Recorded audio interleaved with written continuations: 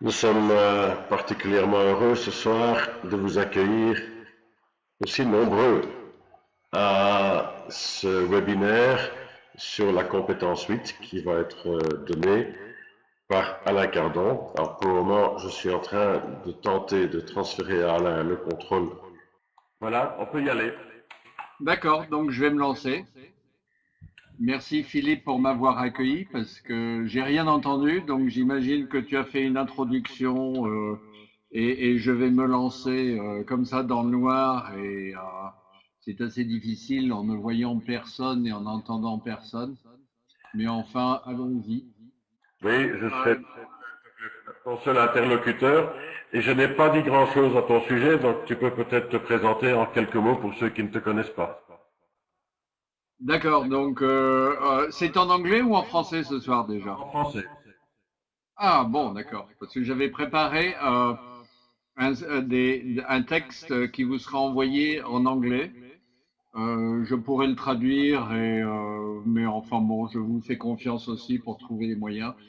Moi, c'est Alain Cardon. J'imagine que beaucoup parmi vous me connaissent. Maître coach certifié de l'ICF depuis 2002. Et puis, surtout expérimentant et cherchant dans le domaine du coaching systémique. Ce qui fait que ce que je vais dire ce soir sera un peu ma perspective de systémique de la compétence dont il s'agit, la compétence numéro 8 de co-création ou de création, de awareness en anglais, donc de conscience, mais le mot ne traduit pas tout à fait ce qu'il faut. Donc j'ai des problèmes linguistiques par rapport à ça.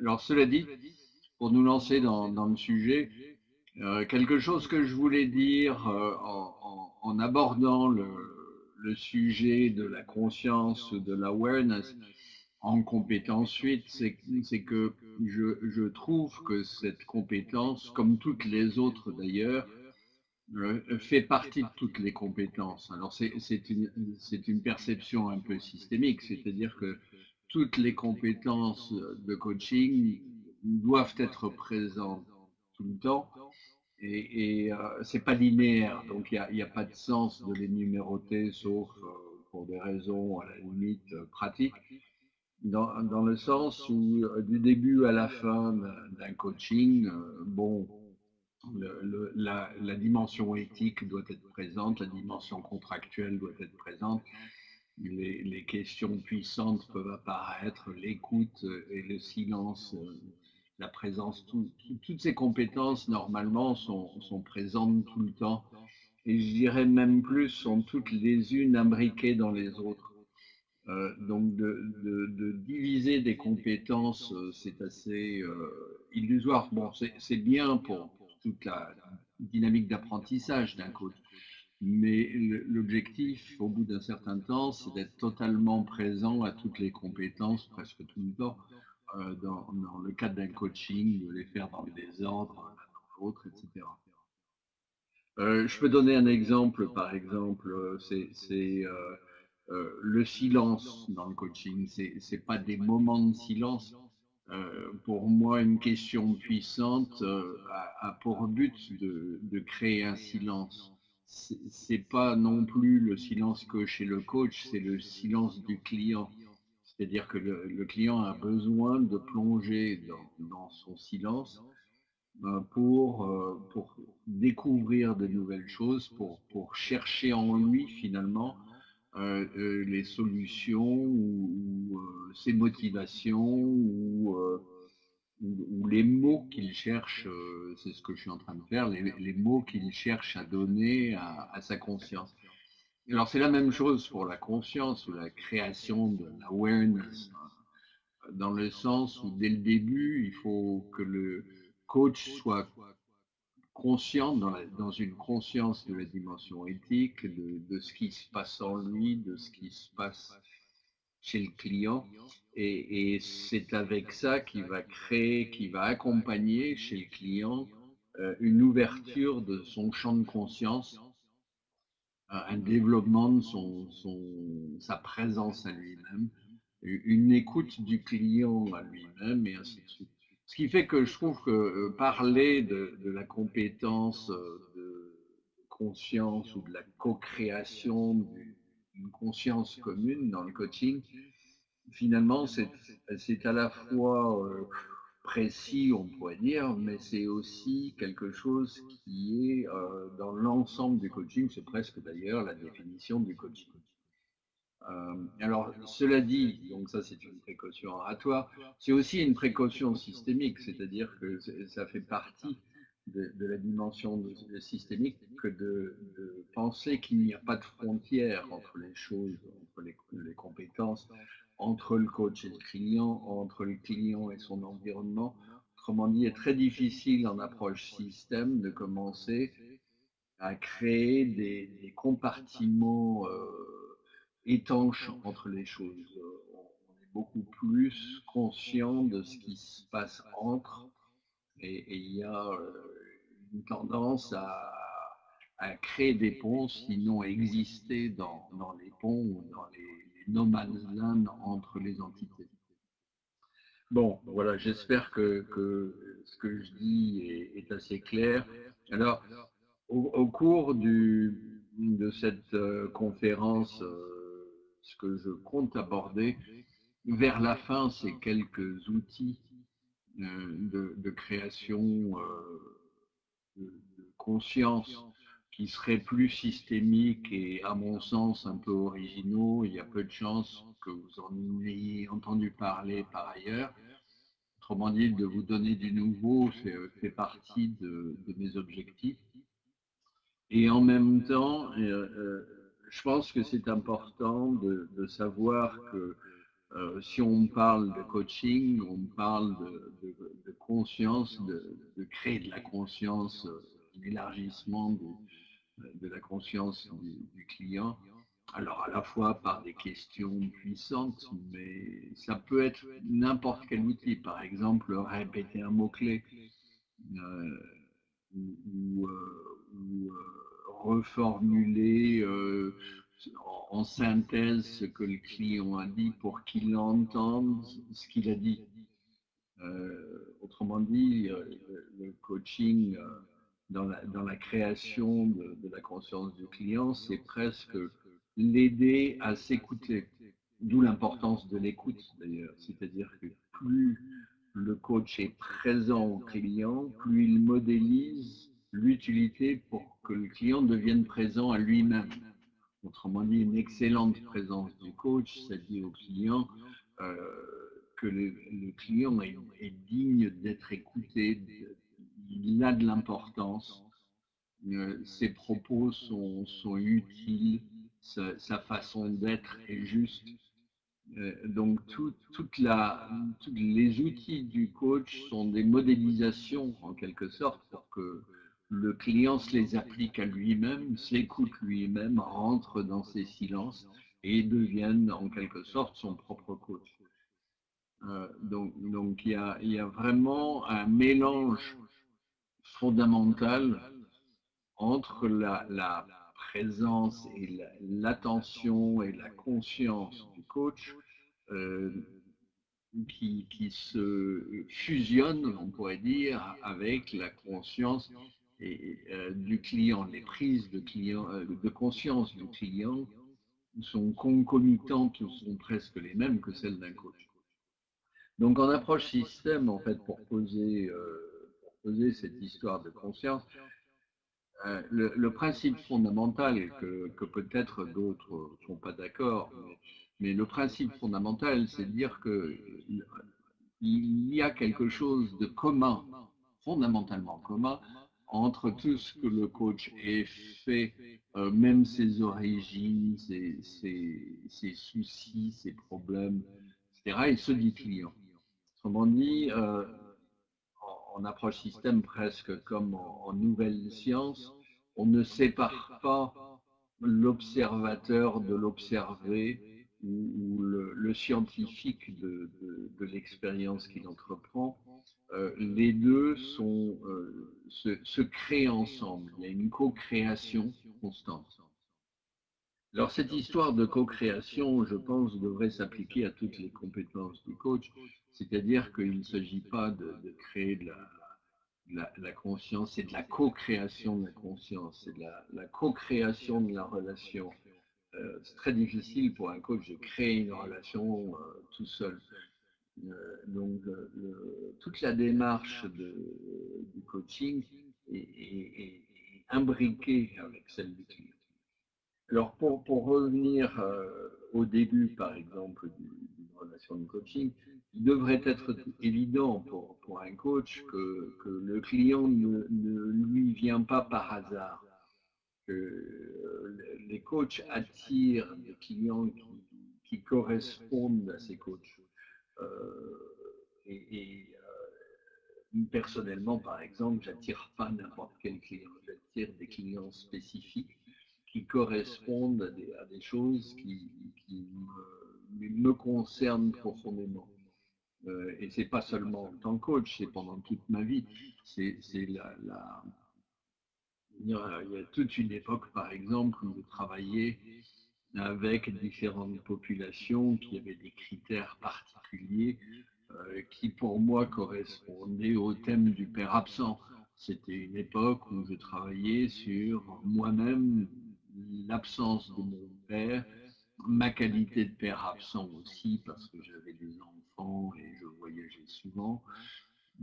J'étais aussi dans une entreprise, j'en étais le patron et j'étais relativement absent aussi. Beaucoup de gens attendaient de moi dans cette entreprise une forme de direction et je ne souhaitais pas du tout l'assumer. Je cherchais plutôt des partenariats, mais ils attendaient ma présence et j'étais absent.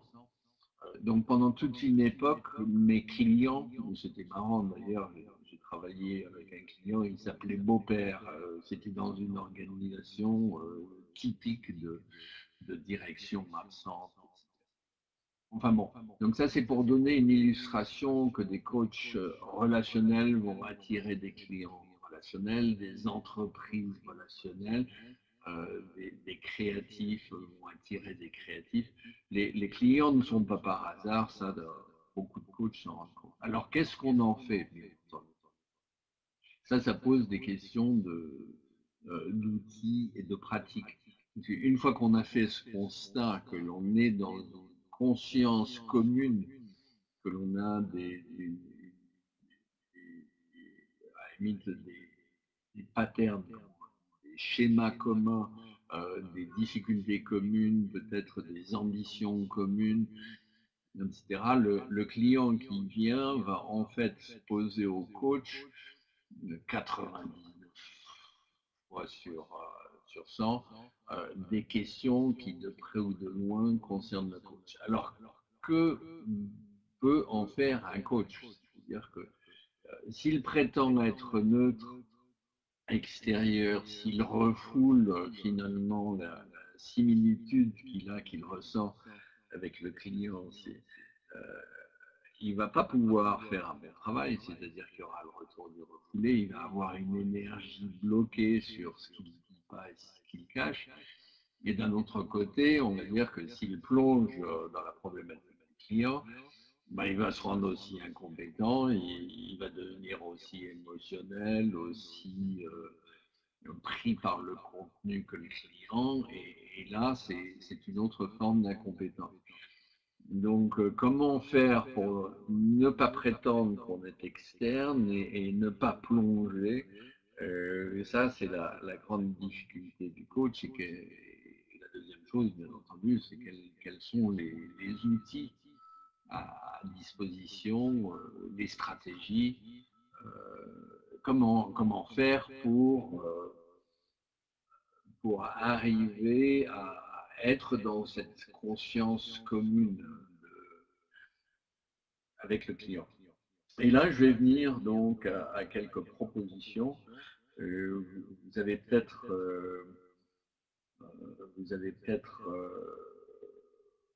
vous allez peut-être être surpris là-dessus. Enfin voilà, je vais donner un exemple. Une fois, un client est venu me voir et m'a dit voilà, J'ai du mal à finir un livre que j'ai démarré. J'ai des problèmes avec l'écriture, j'aimerais être accompagné là-dessus. Alors, il se pose, pour ceux qui me connaissent, tout de suite un problème.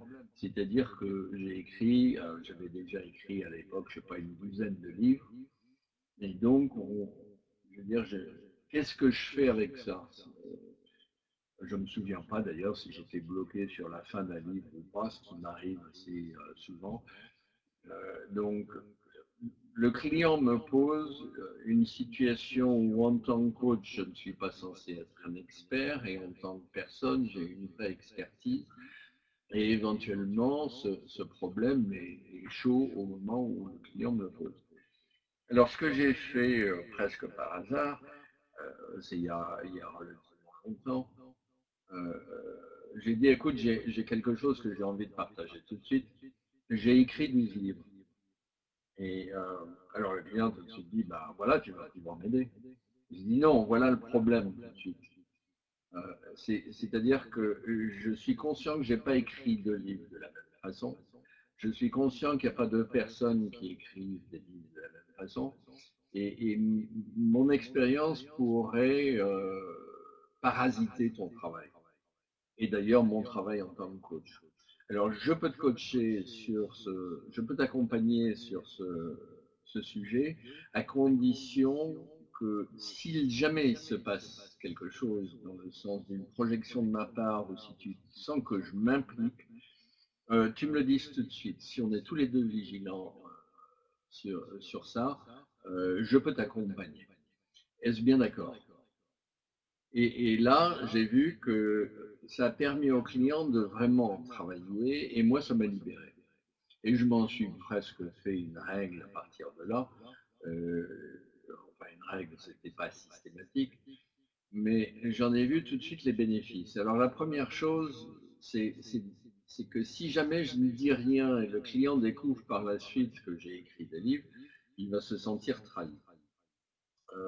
Si je ne dis rien, je vais avoir une énergie de quelque chose que je n'ai pas mis sur la table et que je suis en train de cacher, ça pourrait me paraître.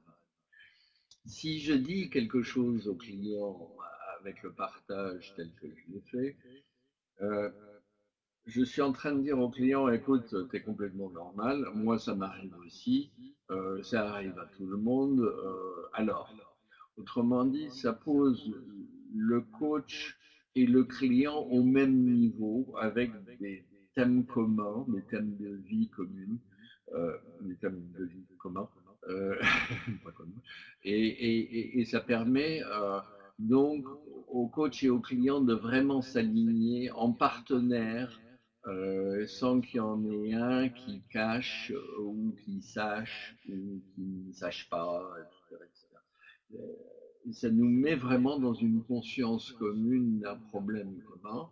Et ça peut me permettre de réfléchir d'ailleurs à comment j'écris mes livres, comment je finis mes livres. Donc le client m'apporte aussi quelque chose, m'apporte de nouvelles perspectives, etc. Alors cette première intervention, je m'en suis servi par la suite un certain nombre de fois et ça m'a ouvert la porte à d'autres types d'interventions similaires où finalement, en tant que coach, je mets ma vie sur la table et je dis, voilà, il y a ça, c'est comme toi, on fait attention de ne pas tout mélanger, en gros, si tu es d'accord, je peux t'accompagner. J'ai jamais eu un client qui m'a dit, non, je suis pas d'accord, je veux que tu mélanges tes affaires et les miennes. Bon. Alors, cette intervention, je l'appelle une intervention éthique. Autrement dit, on est là déjà en train de parler de la conscience du coach qui sait dès le début que le client lui apporte quelque chose qui le concerne lui aussi. Autrement dit, ça concerne le client, mais ça concerne aussi profondément le coach. Et il est important de le dire. Si le client mérite de savoir que le coach a un problème dans le même domaine. Sinon, c'est une façon de prendre une position haute et de prétendre quelque chose qu'on n'est pas. Donc, la conscience du coach permet au client d'assumer sa conscience et de développer sa conscience. c'est un partenariat, ça fait partie des définitions de coaching, que c'est une relation équitable. Il n'y en a pas un qui sait plus que l'autre, mais il n'y en a pas un qui a résolu ses problèmes plus que l'autre. Alors, à partir de là, bien entendu, ça m'a permis de réfléchir à d'autres types d'interventions que je pouvais faire d'une façon un peu différente, et j'en ai un certain nombre. Vous n'avez pas besoin de prendre de notes parce que je l'ai écrit par ailleurs et ça sera envoyé en anglais. Mais par exemple, j'ai commencé à un moment à parler de ce que je ressentais dans une relation de coaching donc une partie de ce qui se passe en coaching, qui en parle par exemple, et par moment maintenant, je m'extrais, ne serait-ce qu'une seconde, et je me dis qu'est-ce qui se passe en moi, qu'est-ce que je ressens, qu'est-ce qui se passe entre le client et moi. Et là, je vais souvent partager quelque chose. Alors pour donner un exemple, une fois j'ai eu un client qui était très très pris par son problème, il est parti dit en tête dans la description de sa situation. Et bien entendu, on sait en tant que coach que plus le client parle de ce qu'il sait, plus il meuble, moins il avance finalement parce que il est très descriptif de tout ce qu'il sait. Il faut arriver à créer un genre d'interruption pour que le client puisse plonger en lui et prendre conscience d'autre chose. Et donc, j'ai laissé le client parler pendant un temps, puis au bout d'un moment, je me suis dit, mais j'ai pas ma place là-dedans, je prends pas ma place. Il est en train d'occuper toute la place. Je me suis senti en passivité. Qu'est-ce que je fais en tant que coach? Senti un peu de pression à trouver quelle pourrait être une bonne façon de l'interrompre, etc. Tout le monde connaît ce genre de situation de débutant et même de coach un peu plus développé, je veux dire. En tout cas, j'ai demandé est-ce que je peux t'interrompre. Et là, il était un peu surpris parce qu'il voulait finir ce qu'il avait à raconter. Il n'avait pas tout raconté, bien entendu, ça peut faire des plombs. Mais il m'a dit oui. Et rien que là, il a pris un peu de champ par rapport à son contexte. Et je lui ai dit, voilà, j'ai envie de parler de quelque chose que je ressens. Je sens que je me mets en passivité. Tu avances à ta façon, tu cherches dans ta situation et tu évoques ton contexte. Mais moi, je fais rien. Et cette situation passive, bon, d'abord, elle ne me plaît pas, elle ne me ressemble pas.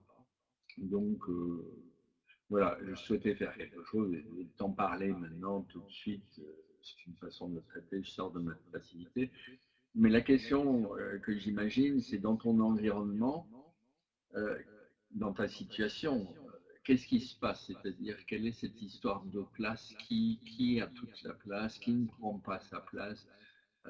Qui est éventuellement occupe tout le territoire? Qui ne sait pas. Voilà, j'ai cette image de ce qui se passe entre nous et je me demande ce que ça peut avoir avec ta situation. C'est juste une idée qui me vient. Cela dit, merci de m'avoir écouté et tu peux continuer. Et bien entendu, le client n'a pas continué avec le même genre de descriptif.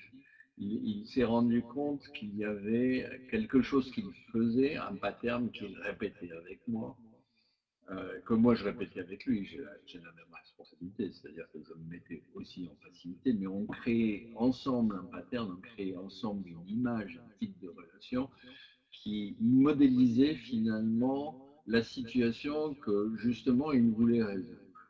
Alors, je ne l'ai pas dit au début, mais à l'occasion, c'est qu'il avait du mal à déléguer et donc qu'il prenait beaucoup de place et que toutes les personnes autour de lui ne trouvaient pas leur place, bien évidemment. Et là, il y a la dimension systémique, c'est-à-dire que, en fait, il faut voir que le client revit avec le coach qu'il a bien choisi, une dynamique qui appartient aussi au coach, que le coach revit avec le client. Donc il y a des effets de fractal entre la relation entre le coach et le client, mais aussi ce dont parle le client par ailleurs, aussi ce qui se passe dans la vie du coach par ailleurs. Tout ça, c'est comme des effets miroirs systémiques, donc, qui permettent d'élargir la conscience, un champ de conscience à la fois du coach, du client, dans une forme de partenariat. Alors, ça c'est un des outils, il y en a d'autres, mais en gros, on pourrait dire la procédure est un peu la même s'il y a une procédure, c'est-à-dire qu'il faut demander si on peut interrompre et obtenir l'aval du client. Ensuite, commencer en position basse, c'est-à-dire je ne sais pas, je vis ceci. Ensuite, c'est vraiment parler de soi, c'est-à-dire il ne s'agit pas de dire au client tu prends toute la place, tu m'en laisses aucune, c'est devenir accusateur, mais plus de dire voilà, je me suis mis en situation de passivité, je rien voir valider le client en disant toi tu avances tout seul à ta façon, c'est très bien. Donc il y a une série de choses à faire, à mettre en œuvre comme ça pour que ce message passe bien. Alors non seulement ça, c'est pas seulement qu'il passe bien, mais c'est ce genre de procédure que j'ai un peu détaillé dans la feuille que vous allez recevoir. Ça permet aussi au coach de prendre sa juste place, c'est-à-dire prendre une position basse, une position d'humilité ou de modestie, et de parler de lui en disant voilà, j'ai ce même problème maintenant, ou j'ai ce problème maintenant. Je te le livre en me disant que peut-être ça a à voir avec ta situation. Alors il faut bien évidemment finir avec ça, c'est-à-dire il ne s'agit pas de dire je vis mal le fait que je suis passif, qu'est-ce qu'on fait le client ne paye pas pour résoudre les problèmes du coach. Donc il est absolument nécessaire, une fois qu'on a brossé le tableau en se livrant, de dire bon, je dis ça, je vais gérer mon problème. Mais la question que je me pose, c'est quel est le lien avec ta situation? Quel peut être le pattern que l'on revit ensemble? Comment est-ce que ça peut refléter des avenues de réflexion dans ton cas, dans ta situation, dans la relation dont tu parles, dans ton ambition? Donc il y a une série d'étapes nécessaires à faire pour que ce ne soit pas dit comme une formule, parce que les formules, ça ne marche pas, pour vraiment se livrer, pour ne pas susciter chez le client un sauvetage du coach, mais que le client, tout de suite, voit le lien avec cette situation et se dise effectivement, il se passe quelque chose entre nous qui peut servir de révélateur sur le problème que j'apporte par ailleurs. Donc là, c'est un genre de méthode qu'on peut aussi décliner dans d'autres dimensions, c'est-à-dire par rapport à un ressenti, par rapport autrement dit, je pourrais dire, tiens, voilà, tu travailles bien, je t'écoute, mais je me rends compte que une partie de mon énergie est en tension, le temps avance, j'ai l'impression qu'on va manquer de temps, je me sens sous stress, je ne sais pas trop quoi faire, j'ai pas envie de t'interrompre parce que finalement c'est ton temps, alors cela dit, je l'ai fait quand même. Alors la question que je me pose, c'est dans ta situation, est-ce qu'il y a dans ton environnement quelqu'un comme moi qui est sous pression, qui éventuellement veut te faire sentir cette pression, pourrait t'interrompre ou te met sous pression, ou est-ce que c'est toi qui te le fais toi-même? Enfin voilà, je voulais partager sur ce stress ou cette pression. Maintenant que j'en ai parlé, je le définis mieux, et prends le temps pour avancer dans le temps qui te reste à ta vie. Autrement dit, en faisant ça, c'est un peu différent comme intervention très pratique en fait. Il faut presque rôder pour avoir le mot juste au bon moment. C'est un peu le même type d'intervention, mais là c'est sur un sentiment que j'ai, que le client a peut-être aussi, que son environnement lui fait subir peut-être, mais qui est dans notre relation. Donc je vais prendre l'entrée la plus sensation de stress et de tension, le livrer au client, le traiter en moi, m'en libérer. Parce qu'en en parlant, j'en prends conscience, c'est pas quelque chose qui va affecter la relation de coaching, parce que si j'ai un stress non exprimé, je vais commencer à m'agiter, etc. Donc, donc voilà, c'est un peu le même type, mais c'est d'une catégorie un peu différente. Alors c'est toujours pour moi très systémique, c'est-à-dire que le thème sous-jacent quand même, c'est que tout ce que je vis n'est pas là par hasard. C'est intéressant de se sentir comme une plaque révélatrice, comme en argentique, en photographie. Il n'y a rien sur la plaque au début, et dès qu'on rentre en relation avec le client, mais il y a des images, il y a des choses qui se collent et dont je fais partie, c'est-à-dire que j'apporte quand même la chimie et je vais réagir à des choses que le client apporte, qui nous sont communes, qui sont partagées. On n'est pas extérieur à la relation en train de la regarder comme si on était des pseudo-scientifiques neutres, etc.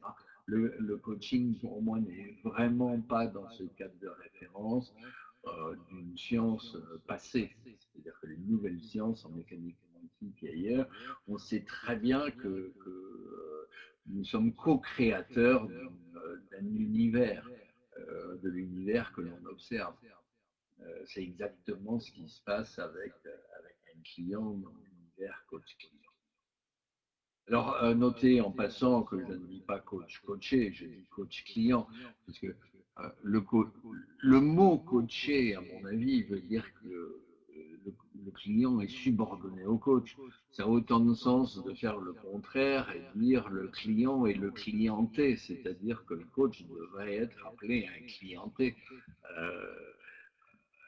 Je trouve que la linguistique, la conscience de la linguistique dans la relation de coaching et toutes les définitions de coaching, c'est très très important de s'arrêter sur le détail du détail et de regarder ce qui se passe. Alors, je pensais aussi à une autre qui a été illustrée, vous ne le savez pas, mais il y a à peine quelques minutes. C'est-à-dire que de la même façon, une autre technique systémique, c'est de prendre conscience et d'être conscient de comment l'environnement pourrait rentrer dans la relation de coaching et jouer finalement, illustrer des choses, euh, provoquer quelque chose dans la relation entre le coach et le client, et c'est par hasard. Autrement dit, la porte s'ouvre, quelque chose vient de l'environnement et s'insère dans la relation de coaching à un moment donné. Là aussi, en tant que coach, je ne vais pas me dire c'est une interruption dans le sens négatif du terme, je vais dire c'est un message dans le sens positif du terme. Alors, ça vient d'arriver, vous n'en êtes pas conscient, mais au moment où je parlais de stress, de ne pas savoir par rapport au temps, etc., bah, comme par hasard, de la part de Philippe, juste au bon moment, j'ai eu un petit message qui me disait tu as 30 minutes. Alors, je ne sais pas si Philippe l'a fait consciemment, mais je trouvais que c'était très intéressant de dire, d'être en train de développer cette conscience du temps qui se déroule et de ne pas trop savoir où j'en suis, même si je peux regarder une horloge quelque part, mais d'avoir l'aide de l'environnement qui vient donner le petit coup de pouce au bon moment. En même temps, cette interruption, et cette interruption vient au bon moment à chaque fois. Ça a du sens, c'est juste. Euh, alors, et ça peut aller très loin. Autrement dit, une fois j'étais en coaching avec j'ai écrit cet exemple dans un livre. Ceux qui l'ont lu, excusez-moi. Donc dans Maître Coach, je crois que j'ai développé cette situation. Mais j'étais dans un restaurant une fois avec un client qui était responsable d'une direction commerciale. On était à table et bon, on a eu énormément de difficultés avec le restaurant, c'est-à-dire que les commandes, il a fallu se battre pour avoir un serveur. Bon, quand il est arrivé, ça s'est relativement bien passé. Cela dit, quand les plats sont arrivés, ils étaient pas très chauds, il y en a, c'était pas bien cuit. Et petit à petit, on avait un genre d'agacement par rapport au restaurant, alors qu'on essayait de travailler sur le problème du client et je sentais mon énergie, et je crois celle du client aussi, commencer à fuir. Tout d'un coup, j'ai eu le tilt, c'est-à-dire que le client parlait de la relation clientèle et des problèmes de relation client dans l'organisation. Or, le restaurant nous donnait une illustration, une chose très très intéressante. Et du coup, on a commencé, je l'ai mentionné au client. Bon, je dis peut-être n'importe quoi, mais je trouve intéressant qu'on soit dans une situation où la relation fournisseur-client ici dans le restaurant euh, soit, soit manifestement pas des meilleurs. Or, c'est le souci que tu as et que tu développes. Donc, ça me fait un peu. Je suis étonné par cette résonance. Et au fur et à mesure qu'on avançait, en fait, on a vu des tas de dimensions. C'est-à-dire que ce n'était pas seulement la prise de commande, la livraison, c'était aussi dans la facturation. C'est-à-dire qu'il a fallu se battre pour avoir la facture. Il y avait du coup, il a bien contrôlé, c'était le client qui payait, normal, et il a bien contrôlé sa facture. Il y avait des erreurs, il a fallu. On a perdu presque plus de temps avec les histoires de factures et de fin de livraison aussi, le café, etc., que, que l'on avait pour le repas. C'est énormément de temps dans ce restaurant. Mais une bonne partie de la fin de ce déjeuner, c'était aussi pour le client de se dire, mais en fait, ce n'est pas que la vente, c'est aussi la livraison, c'est aussi la facturation. Ça concerne d'autres départements dans l'organisation et on a besoin de développer une plus grande transversalité avec les clients. On travaille en silo et avec le client, on a commencé à développer des stratégies donc de travail transversal pour poser le problème qui se posait n'était pas que un problème de vente, c'était un problème de relation client du début à la fin de la chaîne de relation client. Alors ce que je trouvais très très intéressant, et aujourd'hui j'en suis convaincu, c'est que l'univers en fait dans lequel on est, on attire tout ce qu'il nous faut pour exprimer les patterns qu'on a besoin d'explorer et de développer à la fois en tant que coach, c'est-à-dire que je peux me poser la question de quelle est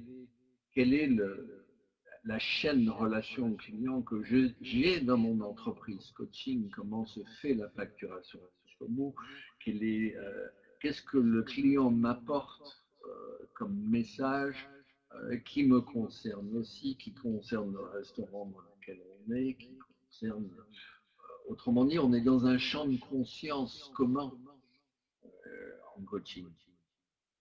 C'est un champ de conscience qui ne s'arrête pas au problème des clients, c'est un champ de conscience qui comprend le coach, l'environnement, etc.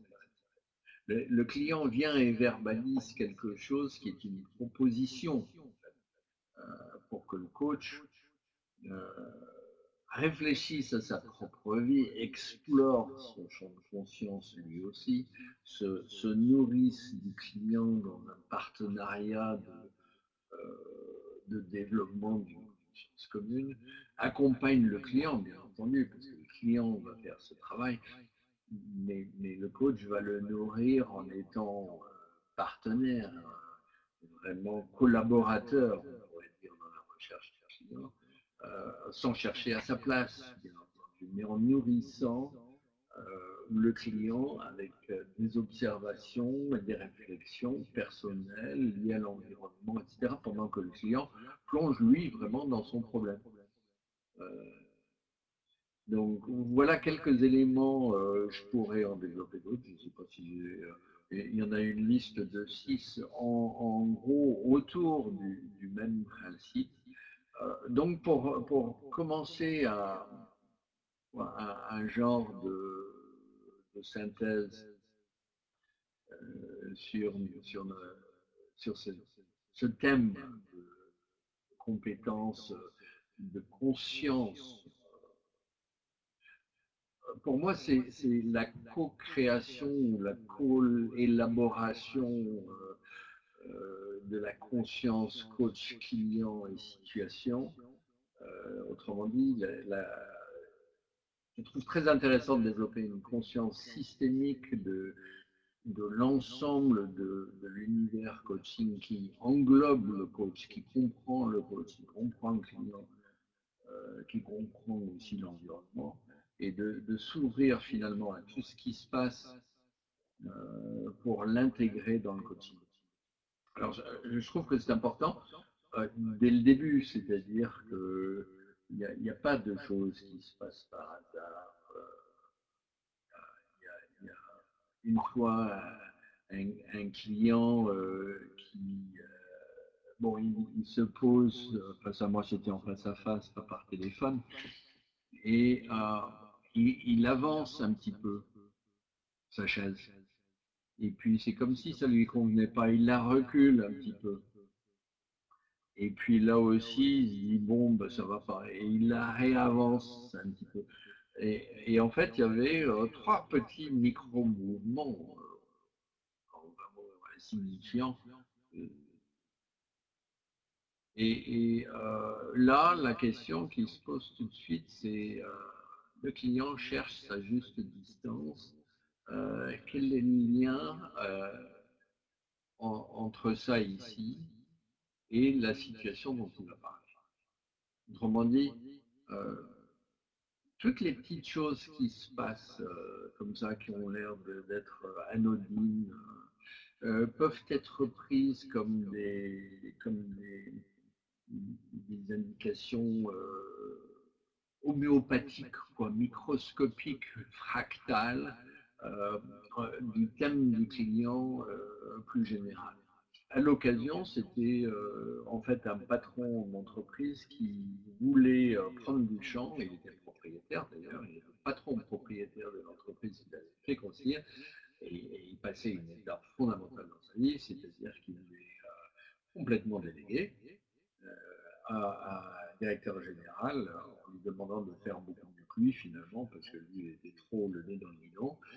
Lui, il voulait prendre du champ et puis développer d'autres entreprises et devenir beaucoup plus un entrepreneur que, dans le sens développeur du terme, que simplement s'occuper de son entreprise avec.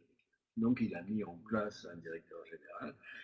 Et bien entendu, tout son travail, c'était de trouver la juste distance avec ce directeur général parce qu'il ne voulait pas complètement lâcher, bien entendu, il fallait qu'il le suive et qu'il s'assure que ce directeur général ait tous les soutiens nécessaires, surtout au début, dans l'apprentissage de l'entreprise, mais en même temps, il ne voulait pas bouffer tout l'espace et tout son air, etc. Donc, il voulait apprendre à déléguer. Et tout son jeu, c'était bien entendu que quand il se rapprochait, c'était trop près, quand c'était trop loin, mais en même temps, il était arrivé à un niveau où c'était très fin. Autrement dit, quand il reculait sa chaise et il avançait, c'était pas d'un mètre, c'était de quelques centimètres. Il était en train d'ajuster en finesse finalement la juste distance par rapport à son CEO, son patron qui mettait en place. Ce genre d'expérience maintenant, en fait, d'état, de conscience, de présence, en fait, quand on parle de la co-création, de la conscience, c'est à travers la présence, c'est à travers les outils de communication, c'est même avec une dimension éthique qui touche le contrat au début. Et en fait, on pourrait dire, la dernière compétence de coaching véritable dans le sens où les compétences qui suivent deviennent des compétences opérationnelles. C'est-à-dire qu'à un moment, c'est nécessaire d'arrêter et de dire bon, ben, qu'est-ce que le client va en faire, quelle est son plan d'action. C'est utile de réserver un temps quand même en fin de coaching pour ce que j'appelle un atterrissage concret lié à la mise en œuvre de ce que le client veut faire, lié à ses ouvertures de perspective, etc. Donc en fait, il y a presque 2 tiers du coaching. Bon, il y a un début où on pose le cadre, mais il y a toute une partie de coaching, d'exploration et d'élargissement de la conscience, cette awareness partagée, très sensible, pour ensuite dire au client, ben, qu'est-ce que tu vas en faire, quelle est ta connexion, tes délais, etc. Alors là aussi, je trouve que c'est très intéressant pour le coach de garder une attention importante à ce que le client va faire, dit qu'il va faire, parce que le client est en train de dire au coach des tas de choses sur ce que le coach pourrait faire, mettre en œuvre, voire donne des pistes que le coach on gagne toujours à envisager de mettre en œuvre ce que les clients disent qu'ils vont mettre en œuvre par rapport à leur sujet de travail, parce que moi je trouve que c'est extraordinaire à quel point les clients m'apportent matière à réflexion sur mon activité, ma vie personnelle, professionnelle, partout. Je veux dire, c'est vraiment un travail collaboratif en quelque sorte. Alors là, je reviens sur la notion, moi j'aime bien quand on parle de coaching comme une démarche d'accompagnement.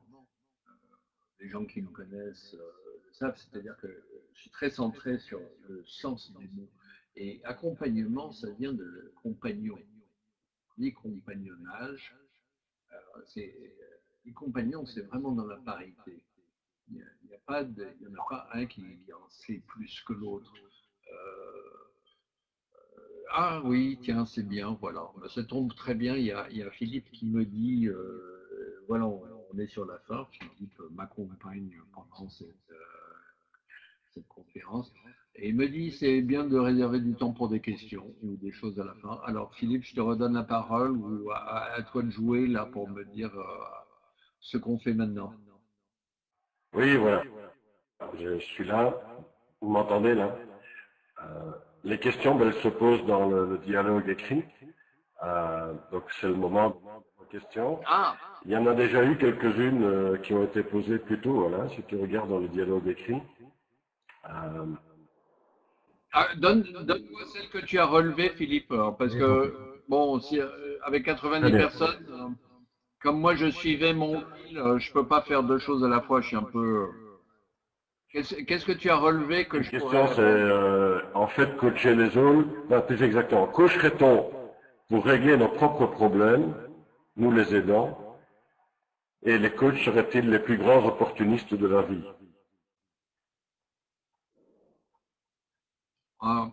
Dans cette question, j'entends une réponse. Je ne sais pas quelle est la question.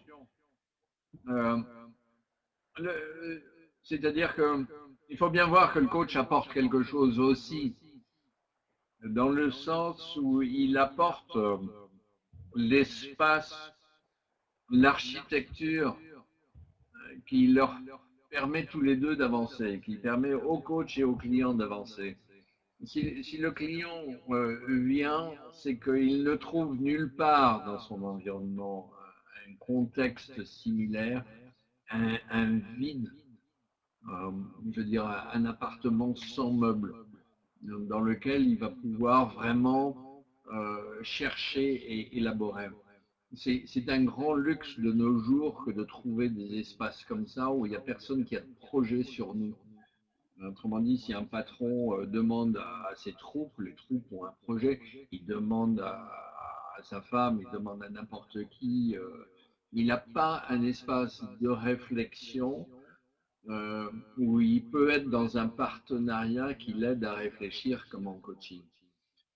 Et cet espace a besoin d'être très très bien euh, proposé, géré et livré au client, libre de parasitage et de bruit. Euh, donc le client paye vraiment pour quelque chose.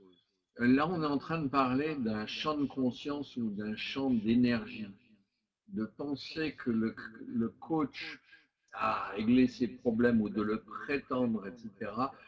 Là, ça serait vraiment relativement, à mon avis, peut-être jouer au gourou, de l'opportunisme, etc., etc. On peut mettre ce genre de mots de jugement sur pas mal de choses différentes.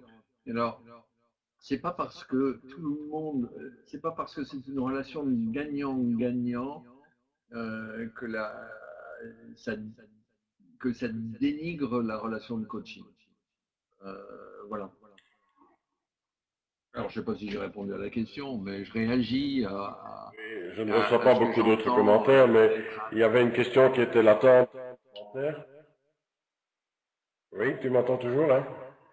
Donc, il y avait une... oh là, il y a... Voilà, voilà. Donc, il y avait une question qui était latente dans les commentaires. C'était comment est-ce que le coach peut travailler sur lui-même pour éviter de perturber la prise de conscience de son client? Allô? Ah, je, oui, j'essaie de formuler ça, c'est-à-dire que ce que je dis, enfin ce que je dis ce soir, c'est s'il le cache, ça va perturber le travail du client parce que le client va sentir que l'énergie du coach n'est pas là à fond avec lui. Donc si le coach ne livre pas ce qu'il et s'il le livre trop, ça va aussi perturber le client. Donc, comment livrer en disant voilà où j'en suis, etc. Voilà ce que je ressens et donner un éclairage un peu complémentaire à ce que développe le client. Et ensuite dire au client, bon, je me trompe peut-être, mais quel est le lien que ça peut avoir avec ta situation? Il faut vraiment finir avec ça. Euh, Parce que c'est très très subtil. Si c'était facile, je veux dire, la relation de coach n'existerait pas. Donc le problème aujourd'hui, moi je trouve pour un coach, c'est de ne pas prétendre être au-dessus, supérieur, de savoir ou de ne pas avoir de problème, etc. Parce que j'accompagne les autres, mais j'ai réglé les miens.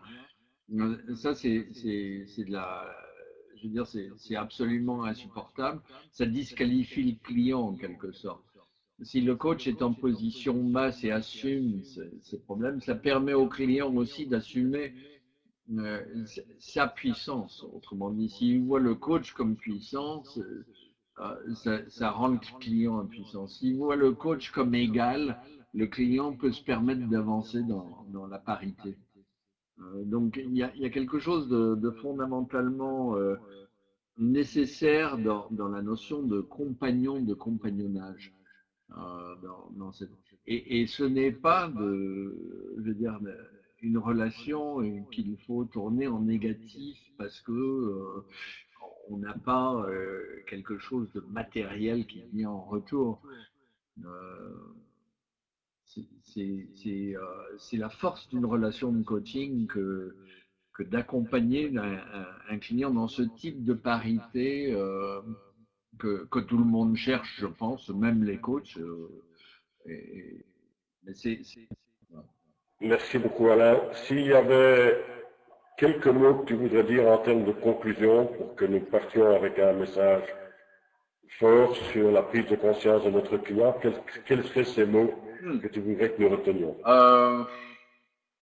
Je sais pas trop, j'avais préparé cette conférence en anglais et je trouve que awareness, c'est pas forcément traduisible. J'ai du mal avec le mot de, de, de, de conscience, d'élargissement de la conscience, je ne sais pas.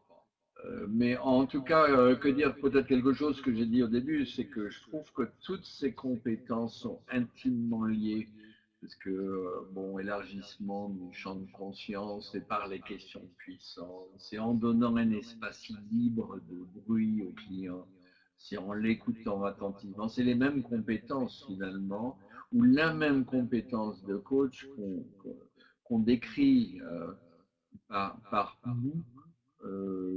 Et un des bouts, c'est la co-création de la conscience commune. Mais le coaching est, moi je trouve, en fait, une compétence très difficile à vraiment développer et cerner. Du coup, on le prend par des petits bouts, mais il faut trouver ce cœur, en fait, ce cœur de compétence de coach. Voilà.